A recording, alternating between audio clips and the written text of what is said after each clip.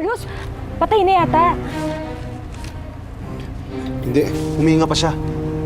Kailangan dali natin siya sa ospital. Ha?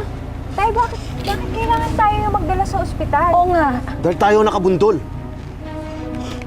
Dennis, tulungan mo ako. Bakit hindi na lang si Dennis yung magdala sa kanya sa ospital? Halika na. Hindi po pwede. Hindi tama siya, Tay. Kasi gusto ko na pong umuwi sa bahay natin eh. Hindi pwede, anak. Kailangan masiguro ko na ligtas siya. Sige na. Kailangan tignan ng doktor yan. Halika na! Adela? Si Aling Adela? Paano nangyari yun? Nakilala ko lang ina ni Lara at Bambi. Hindi ko alam. Ang alam ko lang, nagkapalit kami ng katauhan ng inyong ina. Hindi ko alam kung paano, kung anong mga nangyari. Hindi ako naniniwala. Baka may sakit ka lang. Wala akong sakit. Hindi ako si Rina Lamara. Ako si Adela. May paraan upang malaman ng totoo. Tiwani, ang aking mahiwagang salamin.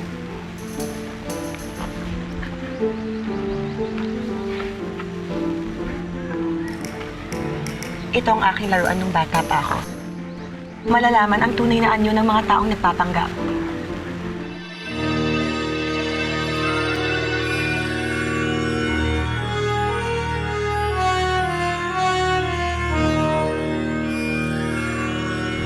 Ikaw si Almiro? Oo, Inay. Siya ho yung kaibigan kong tumulong sa atin. Magandang araw ho, Aling Adela. Ikinagagalak ko kayong makilala.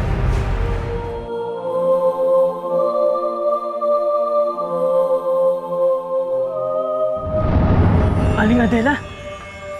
Yan nga ang itsura ni Aling Adela. Totoo nga. Kung hindi ikaw ang aming ina, nasan siya? Malamang hanggang ngayon nasa mundo siya ng mga tao. At kasama niya sina Lara at Bambi. Ang ibig mong sabihin, nagkita-kita sila ng mga anak ko? Gamit ang anyo ko? Oo, Aling Adela. At ang buong paniniwala nila Lara at Bambi, ang kanilang ina, ay kayo. Kailangan ko makabalik sa mundo ng mga tao. Yun ang nararapat upang makabalik na din sa amin ang aming tunay na ina. Huwag kayong mag-alala, Aling Adela. Pinapangako ko sa inyo. Gagawa tayo ng paraan. Pero sa ngayon, dumito na muna tayo kung saan tayo ligtas.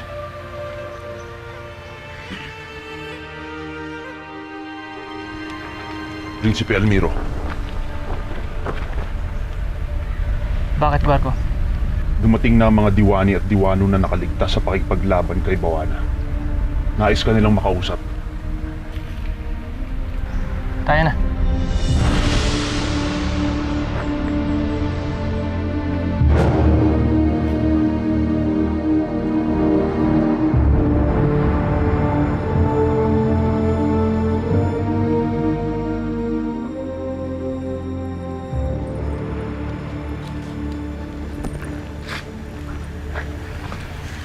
Ikinalulungkot ko pong ibalita, Prinsipe Almiro.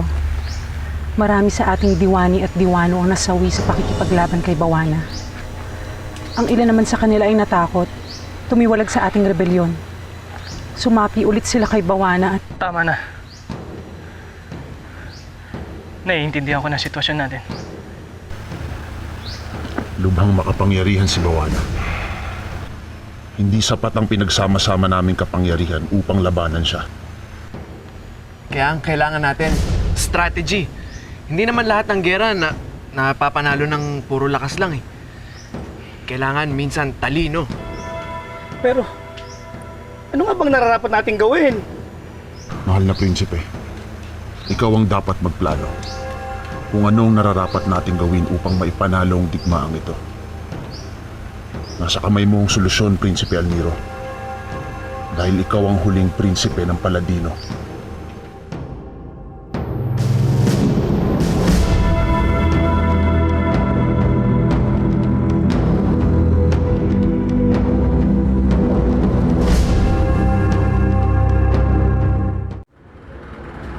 Ibebenta ko talaga lahat ng sapatos. Promise! Aba, hanga sila sa ganda ng pagkakagawa. Akala nga nila hindi dito ginawa, no? Mukhang maganda yung mga sapatos na yan. Kasi hindi wala ako tiniran kahit isang pares man lang. Pasensya ka na, nga naubos kasi talaga eh. Tingnan mo, ang dami pang nag-order sa akin, oh. So, paano mo ngayon gagawin yung mga orders na yan? Sa totoo lang, namumroblema nga ako, eh. Hindi ko naman alam kung paano gawin yung mga sapatos na ganun. Kasi hindi naman si Lolo Sumin yung gumawa dun sa mga yun. Kung hindi si Lolo, sino nga ba? Tagal mo nang tinatanong yan ah. Hindi ko nga alam, eh. Nahihiwagaan ako sa mga nangyayari. Para bang may magic na nagaganap sa gawaan ng sapatos. Pero hindi ko alam kung ano.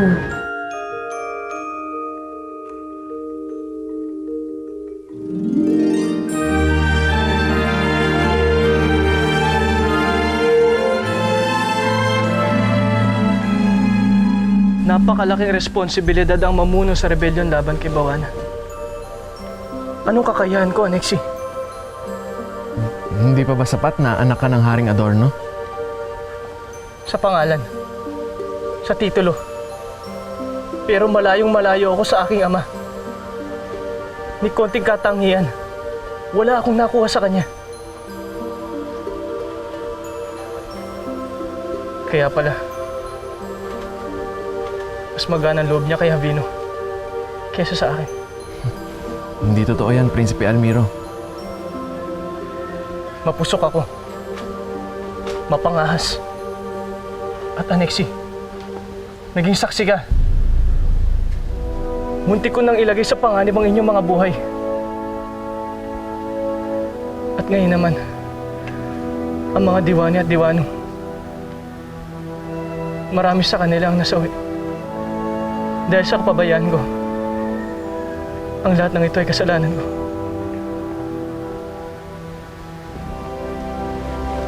Hindi ako karapat-dapat mamuno sa isang rebelyon.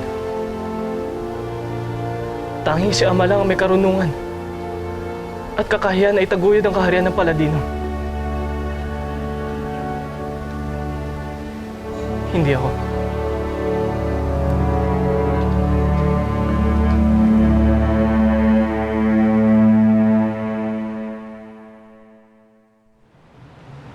Wala na kayong dapat alalahanin pa sa kalagayan ng pasyente. Mahina naman ang pagkakabundol sa kanya. Nawalan lang siya ng malad dahil sa tindi ng gutom, pagod at init ng araw. But she'll be fine. Ang hindi ko lang malaman kung meron pa siyang ibang karamdaman na may kinalaman sa pagka-disfigure ng kanyang mukha. Dok, mukhang pangit lang talaga siya eh. Kilala niyo ba yung pasyente? Hindi ho, nabundol lang ng sasakyan namin. Diba, paano naman kasi pahara-hara sa daan. Ayan. Thank you for your help, Doc. Wala nga naman. Sige, maiwan ko muna kayo. Sige, Doc.